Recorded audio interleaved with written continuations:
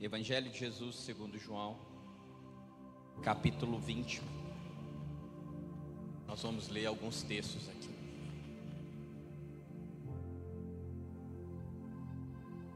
Graças a Deus, o Senhor é muito bom. O Senhor é poderoso. Irmãos, em tudo nós devemos dar graças a Deus. Em tudo nós devemos reconhecer a grandeza do nosso Deus. Todas as vezes que nós perdemos esse olhar, nós começamos a observar as coisas dentro de um prisma muito perigoso. Nós começamos a olhar para as coisas como Deus não olha. Por isso que todo momento é um momento de agradecimento, um momento de adoração, um momento de exaltação do nosso Senhor. Vamos ler o texto que se encontra lá em João, capítulo 20, a partir do verso 1. Diz assim a palavra do Senhor: E no primeiro dia da semana, Maria Madalena foi ao sepulcro de madrugada, sendo ainda escuro, e viu a pedra tirada do sepulcro. Correu, pois, e foi a Simão Pedro e a outro discípulo a quem Jesus amava, e disse-lhes: Levaram o Senhor do sepulcro, e não sabemos onde puseram.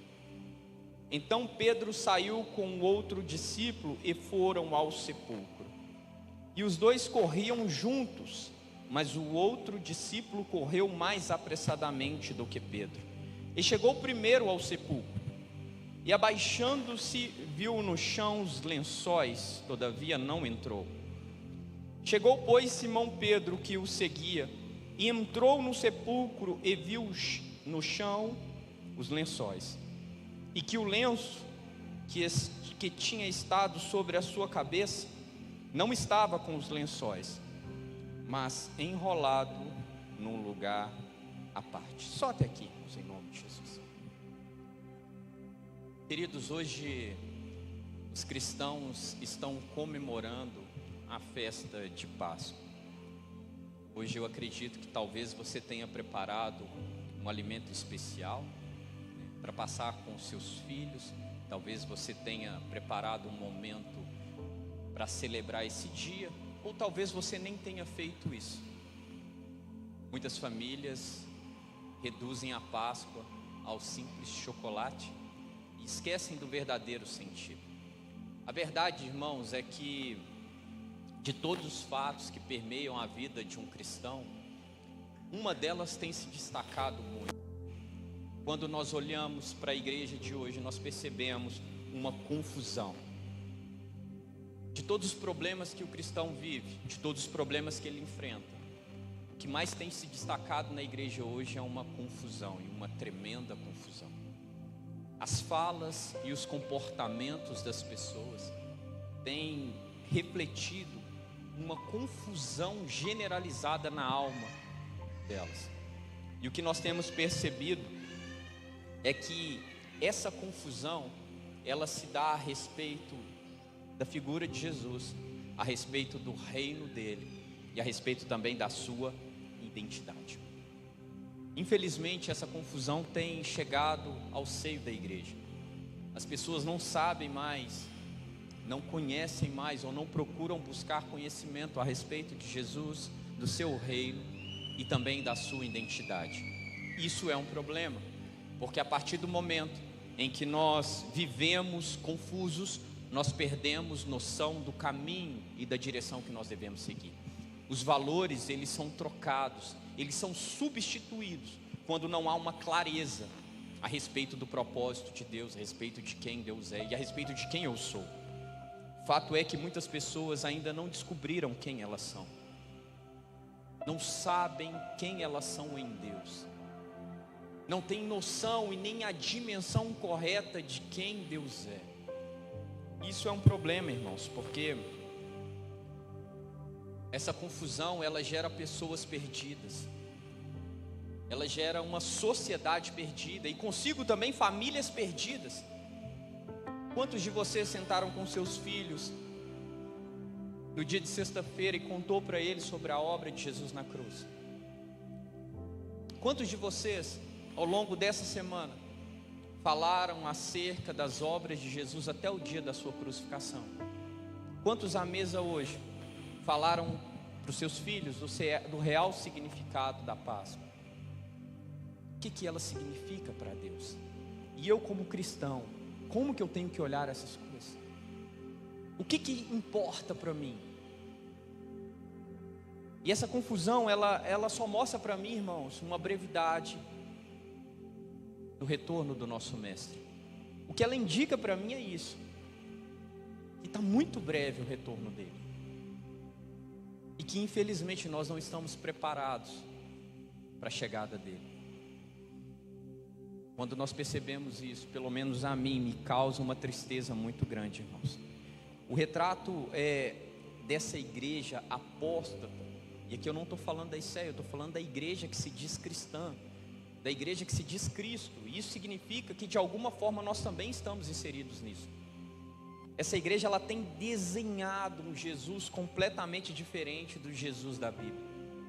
Ela tem, irmãos, infelizmente, levantado os mais diversos tipos de ídolos, sabe? Os mais diversos tipos de ídolos têm se levantado e infelizmente os seus joelhos têm se dobrado a eles.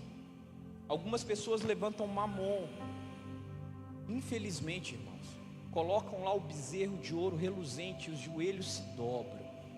Outras pessoas põem outras coisas que assumem um papel de ídolo na vida delas, como se os únicos ídolos que existissem são aqueles feitos de madeira, ou aqueles feitos de cerâmica ou de barro. Isso gera uma confusão, irmãos, porque as pessoas estão sendo atraídas pelo brilho deles. Algumas, infelizmente, eu falo isso com tristeza, têm tentado, sabe, maquiar esses ídolos, colocado nele uma roupagem, algo novo, e estão insistindo que ele é Jesus, como se ele pudesse libertar, como se o sacrifício fosse dele, como se as dores fossem dele. Estão falando de uma liberdade, irmãos, sem conhecimento de causa, uma liberdade que não conhece ainda, porque não conheceram o Messias. Estão vendendo essa imagem para as pessoas, uma imagem de libertação, e estão falando isso em nome de Jesus, irmãos, como se fosse ele, só para aumentar o poder de persuasão, só para aumentar o poder de conhecimento. Eu fico imaginando Jesus lá de cima, olhando para tudo isso, olhando para o sangue dele derramado na cruz, porque isso é um problema grave, irmãos, porque esses ídolos que têm se levantado, que têm sido levantados por pessoas, eles estão sendo levantados com o propósito de assumir um lugar que não é deles, irmãos. Isso tem enganado as pessoas, isso tem desmerecido a obra sacrificial de Jesus, isso tem desmerecido o sangue derramado no madeiro. E aí não há sentido nenhum falar de Páscoa, não há sentido nenhum falar de cruz, se você não entende ela. Não há sentido nenhum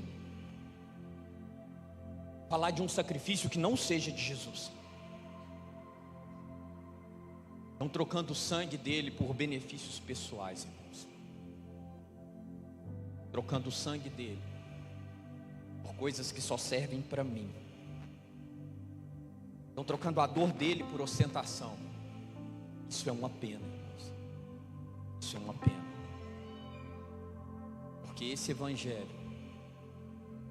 ele não salva ninguém. Que esses ídolos travestidos de um Jesus que não é o da Bíblia não salva ninguém. Mas eu creio que chegará um momento, irmãos, que ele revelará o seu poder. Eu creio nesse dia. Eu creio que tudo isso vai passar. Sabe, eu creio no dia que ele vai revelar o seu poder como aquele que virá para reinar junto com a sua igreja, irmãos. Eu creio nisso. Eu creio no dia que nós não seremos mais o centro dos cultos, e os cultos serão para ele. Eu creio nisso, irmãos. Eu creio nisso, no dia que nós viremos para os cultos não mais pensando naquilo que nós vamos receber, mas naquilo que nós vamos dar para Ele. Eu creio nesse dia, irmãos, por aquilo que Ele é, não por aquilo que Ele pode me dar, mas por aquilo que Ele me deu, e por aquilo que Ele é. É esse que vai voltar. Você sabe por que nós não entendemos quem Ele é? Porque quando esses homens entraram lá, diz a palavra de Deus que eles viram algo que os deixaram atemorizados. Quando nós falamos e pregamos sobre a obra de Jesus, quando nós falamos do sacrifício dele na cruz, quando nós cantamos e dizemos que ele ressuscitou, quando nós falamos que o sepulcro está vazio, isso só mexe com emoção. Isso não gera mais transformação nas pessoas, porque elas não entenderam, porque elas ainda não conseguiram ver aquilo que aquelas pessoas viram, irmãos. Aqueles homens quando entraram, aquela mulher quando entrou, ela ficou desesperada. Diz o texto que Maria Madalena sai correndo e vai contar para eles: olha, tiraram o mestre de lá. E aqueles discípulos entram lá, e diz o texto que um vê o lençol, e quando Pedro vê o lenço que estava sobre a sua cabeça, enrolado num local à parte, ele fica atemorizado. Eles ficam desesperados. Alguma coisa falou no coração daqueles homens, que foi o suficiente para eles darem a vida por amor ao Evangelho, que foi o suficiente para eles se entregarem à morte, mas não dobrarem os seus joelhos a nenhum ídolo, a nada que se satisfizesse a sua carne e as suas vontades. É o Evangelho, quando ele entra, ele transforma. Ele faz de nós homens e mulheres de Deus. Um Evangelho que tem sentido, uma obra que tem sentido e precisa falar conosco. Não é uma obra que arranca lágrima dos meus olhos, mas uma obra que transforma o meu coração e o meu caráter, de tal forma que agora eu busco ver as coisas como Ele vê. Eu quero as coisas que Ele quer. Eu quero me importar com as coisas que Ele se importa. Só para que você entenda o contexto de toda a mensagem. Eu entendo que num culto como esse não será possível. Talvez nós ficaríamos alguns dias aqui falando a respeito de tudo. Mas no domingo passado, para nós cristãos, inicia-se algo muito interessante lá em Jerusalém. A Igreja Católica denomina o domingo como Domingo de Ramos. Para nós foi um dia que Jesus escolhe para entrar em Jerusalém. Diz o texto que Jesus estava numa cidade chamada Betfage, ou Betfagé. Essa é uma cidade que fica próxima a Betânia, muito próximo do Monte das Oliveiras. E Jesus chama os seus discípulos ali. E diz o texto que ele promove, uma entrada triunfal em Jerusalém. Todos vocês já devem conhecer o texto. As pessoas seguiam ele, a multidão seguia ele, cantando Hosana, Hosana, salve-nos, falando isso para o Messias, para o rei. E ele entrando em Jerusalém, sabendo que ele estava caminhando para a sua morte, ele pede àqueles discípulos para buscar um jumento. Tudo isso para se cumprir a profecia que estava no livro do profeta Zacarias. E também um pano de fundo muito interessante. Eu vou ler para você o que está escrito lá. No profeta Zacarias, no capítulo 9, verso 9, diz assim: alegra-te muito, ó filha de Sião, exulta, ó filha de Jerusalém. Eis que o teu rei virá a ti, justo e salvador, pobre montado sobre um jumento e sobre um jumentinho, filho de uma jumenta. Talvez você não saiba, mas todas as vezes que um rei, isso a história conta, todas as vezes que um rei visitava uma cidade, ele tinha duas formas de entrar lá. Ou ele entrava no jumento, ou ele entrava num cavalo. O cavalo, ele passava uma mensagem de guerra, porque eram os animais utilizados para guerra. Então toda vez que um rei ia montado num cavalo, as pessoas poderiam olhar para ele como uma ameaça. Mas todas as vezes que ele ia montado em um jumentinho, E o jumentinho ali simbolizava a paz. Ele estava declarando que o reino dele, a chegada dele, era uma chegada de paz. E Jesus pede àqueles discípulos para buscar aquele jumento, porque o reino dele, um reino de paz, chegaria para Jerusalém. E Jesus escolhe um lugar muito interessante. Essa cidade, Betfagé, era uma cidade onde os sacerdotes seguiam, através dela, até o templo de Jerusalém com os cordeiros para o sacrifício. Todos os cordeiros que eram sacrificados na Páscoa vinham daquele lugar. Todos os anos as mesmas coisas. Todos os anos os sacerdotes pegavam o cordeiro, saía de Betfagé e iam até o templo de Jerusalém. E Jesus pede que eles pegassem agora um jumento puro, de tal forma que nenhum outro homem tivesse montado nele. Entre outras palavras, o que Jesus estava dizendo era: eu quero um animal puro, porque aquele que não conheceu o pecado vai montar sobre ele para ser sacrificado, para que o sacrifício seja aceito. Não bastava ser um homem puro, até o animal que ele subia sobre ele tinha que ser puro também. E ele segue o mesmo caminho de sacrifício.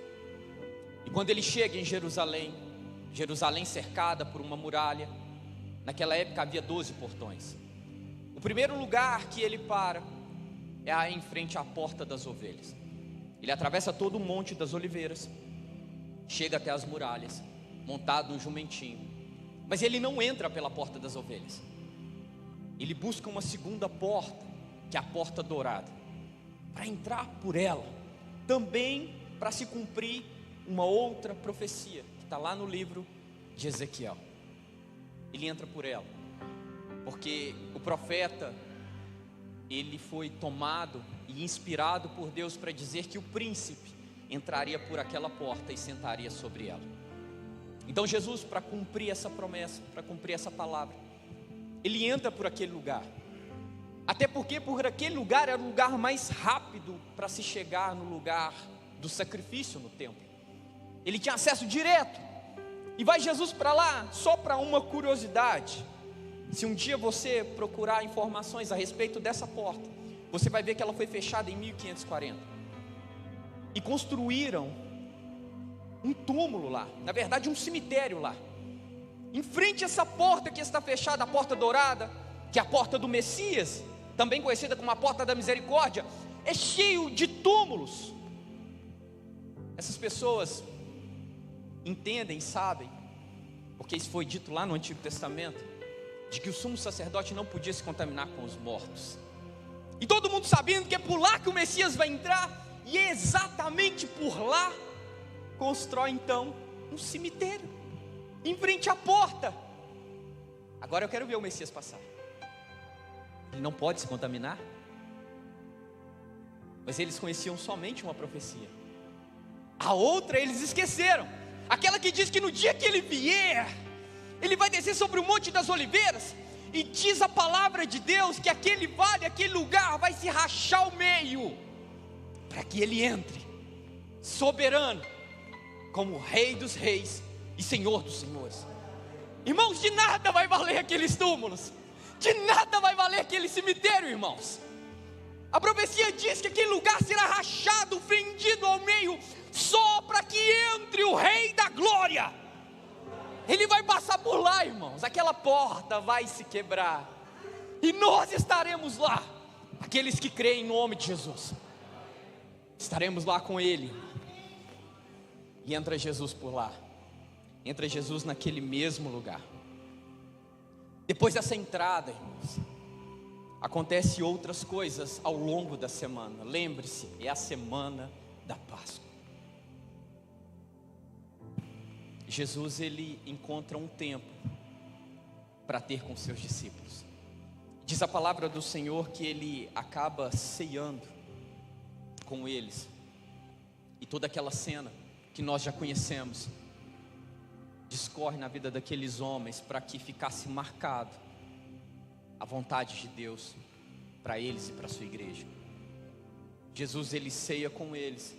Ele passa os últimos dias da vida com aqueles homens, para que aqueles homens entendessem a mensagem, para que a figura de Jesus e a imagem de Jesus nunca apagasse no coração deles, para que eles pregassem o verdadeiro Jesus, o verdadeiro Messias. Jesus passa um tempo com eles, e depois desse episódio da Santa Ceia, Jesus olha para os pés daqueles homens, aqueles pés sujos, naquelas sandálias que caminhavam com ele. Jesus olha para aqueles pés e vê que aqueles pés não demorariam muito para correrem do fio das espadas dos romanos. Jesus sabia que não demoraria muito para que aqueles pés escondessem aqueles homens, para que aqueles pés batessem em retirada no primeiro romano, no primeiro soldado que eles encontrassem. Então Jesus encontra com eles de novo e lava os pés daqueles homens, só para mostrar para eles que o amor de Deus era maior do que o medo deles, que o amor de Jesus era maior do que a fraqueza deles. E então é chegada a sexta-feira e Jesus é condenado. Estou resumindo até aqui para que você entenda, mas todo esse trajeto foi planejado por Deus para estabelecer a redenção do homem. Chega sexta-feira, Jesus ele é condenado à morte de cruz. Diz a palavra de Deus que um homem honrado, um senador chamado José, um homem de Arimateia, ele vai até Pôncio Pilatos e roga a Pôncio Pilatos que desse o corpo dele de Jesus, para que Jesus pudesse ser sepultado. Embora o texto não diz, mas creio eu que aquele homem deve ter tido muitos problemas. E talvez se não fosse o cargo que ele ocupasse, talvez ele não conseguisse fazer isso. Porque ao homem que era dado a morte de cruz, ele não podia ser enterrado, ele não podia. A cruz, irmãos, era uma punição, e uma das mais cruéis possíveis, tanto que nem aos romanos, por pior que fosse o crime, era dado a punição de cruz. Nenhum romano, por pior que seja, podia ser punido com uma punição que era a morte de cruz. Então aquela punição era a mais cruel possível, e nenhuma pessoa crucificada poderia ser enterrada. Você entende o que aquele homem fez? Ele não se preocupou com o seu status, ele não preocupou-se com quem ele era perante a sociedade, por pior que fosse talvez o momento que ele tivesse ido até Pilatos. Mas ele vai lá, ele queima as fichas dele, ele põe a cara dele a tapa, irmãos, porque ele acreditava, porque ele confiava. E ele vai lá e pede para Pôncio Pilatos o corpo de Jesus. E ele fez isso tudo em correria, porque era chegado o dia do Shabat, que é o dia da preparação, o sábado. Então ele tinha que ser enterrado rápido. Vai lá então José de Arimateia e pega aquele homem agora na cruz. Diz outro dos discípulos que Nicodemos estava lá com ele.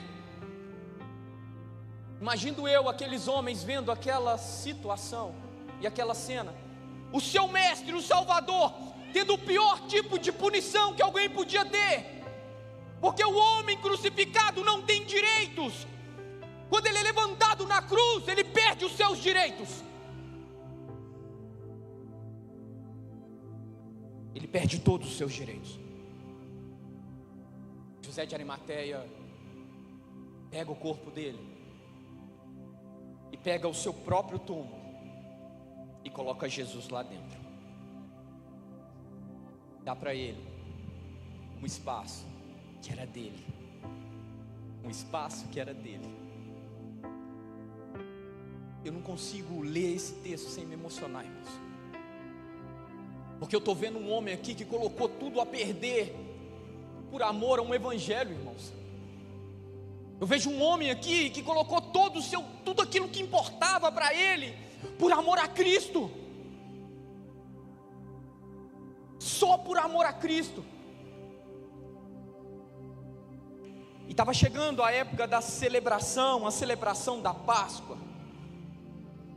O texto em hebraico para Páscoa é Pessa. Já foi dito aqui nessa noite. A palavra Pessa significa passar por cima. E tudo isso aconteceu quando o povo estava cativo no Egito, e Deus dá uma ordem de libertação para eles. E Deus iria mandar uma praga para aquele lugar, que era a praga que mataria os primogênitos. Deus dava uma ordem ali, para que eles pegassem um cordeiro e o sacrificassem. E o sangue daquele animal era passado na porta, nos umbrais da porta, de tal forma que quando o anjo da morte fosse lá, ele encontrasse aquela marca, ele passaria por cima daquela casa.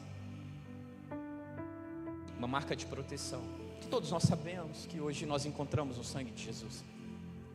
Mas é interessante que eles estavam celebrando essa festa antes mesmo de serem libertos. Deus deu uma ordem para eles celebrarem, irmãos, ainda cativo no Egito. Quando Paulo descreve sobre esse dia, sobre a celebração da Páscoa, nós aprendemos muito com isso. Porque Paulo, ele fala que Cristo é o Cordeiro de Deus, o Cordeiro Pascal. João escreve que ele é o Cordeiro, aquele que tira o pecado do mundo. Ele estava falando dele, desse que seria o suficiente para que a minha vida e a sua vida fosse totalmente transformada. Irmãos, o plano da nossa redenção não para em palavras de efeito, em jargões, coisas que são escritas em para-choque de caminhão. Não é assim. O plano da nossa redenção foi desenhado na sexta e seguiu o seu propósito até o domingo. Paulo deixa isso muito bem claro. Não tem sentido falar da morte de Cristo se nós não falarmos da ressurreição dele. Não tem sentido algum, irmãos, nós falarmos da morte dele sem a sua ressurreição. E se nós pegarmos todos os líderes espirituais que existem, que na verdade existiram no mundo, pense em uma religião, budismo, islamismo, seja lá qual for, com todo respeito, pense em todas elas e você vai ver líderes que não vivem mais, líderes que morreram, se é que existiram. A nossa é a única que tem um Deus vivo, que não está morto, mas vive. Então, a obra não poderia parar na morte, ela precisava ir além. E isso para um judeu era muito difícil. Aceitar isso naqueles dias era muito difícil. Para um judeu, para que uma prova testemunhal fosse aceita, eu precisaria pelo menos de 3 testemunhas oculares, 3 pessoas que vissem o mesmo evento e descrevessem ele com fidelidade. Diz o texto, lá em 1 Coríntios, no capítulo 15, no verso 6, que mais de 500 irmãos viram ele ressuscitado. Lucas escreve no capítulo 24, no verso 36, que alguns deles viram as marcas dos pregos e comeram com ele. Uma multidão que assistiu à sua morte, à sua crucificação, o seu sepultamento e a sua ressurreição. Entenderam todo o plano de redenção. Vocês conseguem entender agora o que essas pessoas viram, irmãos? O que aqueles homens viram quando entraram naquele lugar? Mexeu com eles. Não é só mais um post no Instagram e ele vive, não. Foi uma mensagem que agora queimou no coração deles. E aqueles homens e aquelas mulheres agora não podiam conter aquelas palavras. Aonde eles iam, eles tinham que pregar o Cristo ressurreto. Aonde eles iam, eles tinham que falar da cruz. Aonde eles iam, eles tinham que apontar para o sangue. Aonde eles iam, eles tinham que mostrar o Deus que vive, que reina hoje e por todo sempre. Eles tinham que falar. Eles viram Eles viram e creram. Eles viram e creram. Uma morte que deu vida. Uma morte que traz a vida. Quando uma pessoa era sacrificada, condenada ao sacrifício de cruz, 5 dias antes da sua morte, é o que diz a história, toda a cruz era preparada. Irmãos, a história da crucificação e ressurreição de Jesus é linda, cheio de detalhes, cheio de informações que podem mudar a nossa percepção a respeito de Deus. A cruz, ela era preparada com 5 dias antes. Mas é interessante que essa cruz, ela não foi preparada para Jesus. E todos nós sabemos disso. Essa cruz era do Barrabás, não era dele.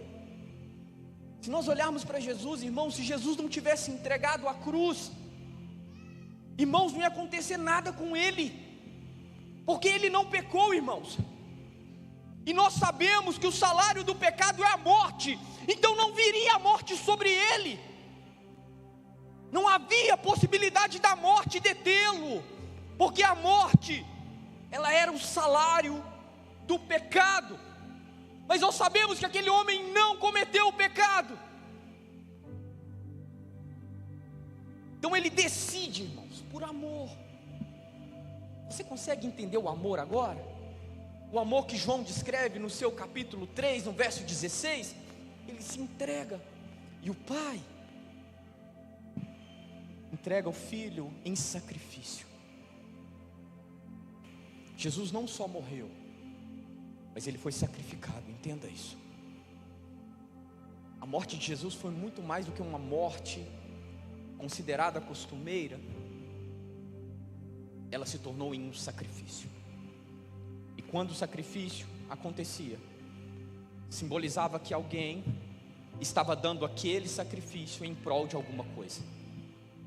Quando uma pessoa pecava, ela saía lá de Betfagé com o seu cordeiro, ia até no templo e entregava aquele cordeiro para ser sacrificado em prol dos pecados que ela tinha cometido e toda a sua família, para que ela e toda a sua família não fosse condenada. Assim foi com Jesus. O Pai, por amor, pega ele, entrega ele em sacrifício. Umas coisas interessantes nesse texto, lá em Gálatas, no capítulo 2, no verso 20, diz assim: já estou crucificado com Cristo, e vivo não mais eu, mas Cristo vive em mim. E a vida que agora vivo na carne, vivo-a pela fé do Filho de Deus, o qual me amou e se entregou a si mesmo por mim. Paulo, irmãos, estava identificando ele mesmo na morte de Cristo. Sabe o que Paulo estava dizendo para nós? Que o plano da redenção não podia parar na morte, tinha que ir além, era necessário ir além. E quando as pessoas pediram para Jesus agora um sinal, que Jesus desse para ele um sinal, Jesus: não, vocês vão ver. E Jesus conta a história de Jonas, e os dias que ele passou lá dentro. Ele diz: olha, da mesma forma, o Filho do Homem retornará no terceiro dia, só para cumprir um plano de redenção. Irmãos, quando João escreve esse texto, ele usa um termo muito interessante. Tem 3 termos em grego, que talvez você não guarde os seus sons e a sua pronúncia, mas eu queria que você guardasse o que significa. O primeiro é quando ele fala que o mestre tinha ressuscitado, que ele ressuscitou. Ele usa um termo, o termo grego para essa palavra é egeiro. Egeiro significa despertar, fazer-se levantar, despertar do sono da morte, chamar de volta a morte à vida. Esse é o verdadeiro significado de ressurreição, chamar da morte à vida. Quando João escreve isso, que aquelas pessoas viram que Jesus tinha ressuscitado, agora, Ele estava dizendo: olha, agora através da morte dele, nós teremos vida. E João faz isso dentro de um contexto tão bonito, porque ele fala que eles foram até a tumba. A palavra tumba significa lugar de lembrança. Aqueles homens entram lá e agora começa a passar um flash na cabeça deles, e eles começam a lembrar de tudo que o mestre havia ensinado. E a primeira coisa que Pedro vê é o lenço dobrado, o lenço enrolado. O grego para esse termo é sudário. Ele vê o sudário enrolado, e uma lembrança agora começa a tomar conta da mente daqueles homens. E aqueles homens começaram a entender agora a mensagem da cruz. A mensagem da cruz começou a fazer sentido para eles, porque ela não tem sentido nenhum se ela parar na cruz, se ela parar na morte.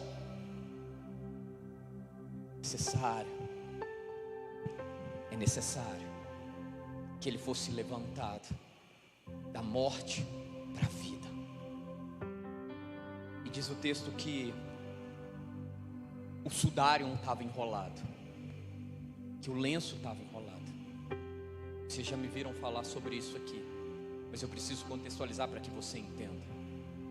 A cultura judaica, ela é muito bonita, e todas as vezes que o servo ele sentava-se para comer ou para cear, todo um ritual acontecia. O servo, ele não só precisava preparar a mesa, mas ele precisava deixar tudo no seu devido lugar, inclusive um lenço dobrado, para que quando o seu senhor terminasse a sua refeição, ele pegava aquele lenço e se limpava e saía. E era interessante que tudo isso acontecia dentro de um ritual, não havia ordem. Está na hora de você tirar a mesa, está na hora de você colocar. Não, ele colocava e esperava um momento para entrar. E todas as vezes que o seu senhor se levantava, o servo ia até aquele lugar, e a primeira coisa que ele olhava era o lenço. Se ele percebesse que aquele lenço continuava enrolado do mesmo jeito que ele colocou, significa que alguma coisa ia acontecer com aquele senhor. Mas se o lenço não tivesse enrolado, o comportamento do senhor seria outro. Todas as vezes que ele observava o seu senhor e o seu senhor se levantava, ele corria lá. E se ele visse o lenço desdobrado, sujo, jogado sobre a mesa, na mente dele ele iria entender que o seu senhor já tinha terminado a refeição, já tinha se limpado, deixado o lenço lá, então ele podia retirar toda a mesa. Mas se ele observasse e visse que o lenço ainda estava dobrado, ele sabia que o seu senhor ainda não tinha terminado a sua ceia, e ele voltaria para continuar a sua ceia. Quando aqueles discípulos entram lá e vê aquele lenço dobrado, eles sabiam que não tinha acabado. Eles sabiam que não tinha acabado. Eles sabiam que o mestre voltaria. Um sinal que deixou aqueles homens ali, irmãos, impactados. Eles sabiam que a morte não tinha vencido. Quando eles olham para aquele lenço daquela forma, eles olham e vê: Jesus voltará para buscar a sua igreja. Não acabou, a morte não venceu. Ele vive, ele vai voltar para buscar um lugar de lembrança. Eles olham agora e vê a redenção batendo à sua porta. Aqueles mesmos pés que haviam corrido, aqueles mesmos pés que haviam fugido, agora se enchem de esperança para pregar o evangelho a todas as nações, irmãos. Porque ele vive, porque ele reina. A Páscoa, irmãos, é a nossa liberdade. A Páscoa é a nossa liberdade. A boa obra, irmãos, ela iniciou na cruz e ela termina no céu. Paulo disse lá em 1 Coríntios, no capítulo 15, que se Jesus não tivesse ressuscitado, irmãos, a nossa fé não valeria de nada. Se Jesus não tivesse ressuscitado, a nossa fé seria em vão. Entre outras palavras, sabe o que Paulo estava dizendo? Que a morte não seria suficiente para a nossa redenção. Entre outras palavras, Paulo estava dizendo: olha, a morte por si só não vale nada se ele não ressuscitar. É isso que Paulo está dizendo. A ressurreição dele foi o grande sinal e a grande marca para que aqueles homens entendessem o Evangelho, para que aquelas mulheres entendessem a palavra transformadora, e entregassem de corpo e alma, num evangelismo que a terra talvez nunca mais, ou talvez nunca tenha conhecido. Então, ele não parou na morte, não poderia ter parado na sexta, tinha que ter chegado até hoje, era necessário chegar até hoje, era necessário o terceiro dia, irmãos. Sabe por quê? Porque o morto, ele não pode fazer nada. Se ele tivesse morto, ele não seria o nosso advogado que peleja junto ao Pai. Se ele tivesse morto, irmãos, ele não poderia fazer nada por nós. Mas agora, porque ele vive, nós temos um advogado perante o Pai. Porque ele vive agora, irmãos, o pecado não nos domina mais. Porque ele vive, nós temos uma nova vida. Porque ele vive, irmãos, nós não vivemos mais, mas ele vive em nós. Porque ele vive, nós vivemos tomados de glória em glória, e através da sua glória. Porque ele vive, porque a morte não pôde detê-lo. Porque ele vive, a morte perdeu a sua força. Porque ele vive, o pecado não te domina mais. Porque ele vive, você não é mais escravo do medo. Porque ele vive, a doença não pode te paralisar, o medo não pode te paralisar. Porque ele vive e ele reina. Nós viveremos com ele. Ele voltará para nos buscar. A liberdade, irmãos, que nós temos hoje, a liberdade que nós temos hoje, ela é vista no sangue que pintou o madeiro, e naquele sepulcro, irmãos, que até hoje está vazio. Que até hoje está vazio. Ele fez isso por mim e por você. O sepulcro está vazio, a cruz está vazia, o sepulcro, irmãos, está vazio, mas o trono está ocupado. E ele está olhando para a sua igreja. Ele está olhando para aqueles que não dobraram os seus joelhos. Ele está olhando para aqueles que não se venderam ainda. Ele está olhando para aqueles que têm um coração, irmãos, entregue ao Evangelho. Ele está olhando para aqueles, irmãos, que entenderam o grito da liberdade. Ele está olhando para esses, irmãos, que não vão se vender, que não vão se dobrar. Ele está olhando para uma igreja que hoje é relevante, mas vai triunfar com ele no dia que ele virá. E essa igreja somos nós. Ele virá nos buscar. Ele virá buscar a sua igreja. Ele virá buscar a minha, você. Mas você precisa reconhecer isso. Você precisa entender isso. Não dá mais para pegar a vida de Cristo e diminuir ela a uma frase de efeito. Não dá mais. Não dá mais para passar por isso sem entender a dor que ele teve. Não dá. Não dá para trocar o sacrifício, a dor. Não dá para trocar nenhuma chicotada dele por nada que seja pessoal. Não dá. Isso é diminuir o sacrifício dele. Isso é negar a obra dele da cruz e não considerar que hoje ele vive. Não dá. E porque ele vive, nós não somos mais escravos do pecado. O pecado não manda mais na sua vida. Você não precisa viver mais dominado pelo pecado. Todas essas práticas horríveis, todas elas, elas perdem força no dia que ele entrega-se na cruz. Ela perde força lá. Eu quero orar por você. Quero orar por você. Se você quiser, fique de pé. Se você quiser ficar sentado, fique sentado. Só curve a sua cabeça, onde você estiver.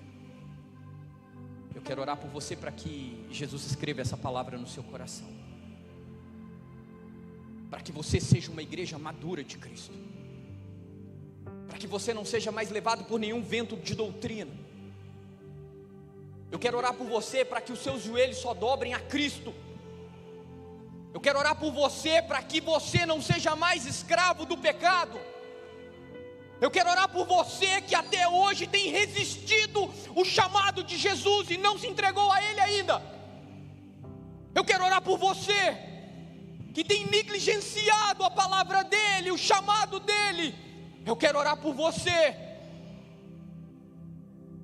Eu quero orar por você que ainda tem um coração tomado pela mágoa, que ainda não perdoou os seus filhos, que ainda não perdoou o seu cônjuge, que carrega um rancor, que te prende lá no passado e te impede de ver Jesus.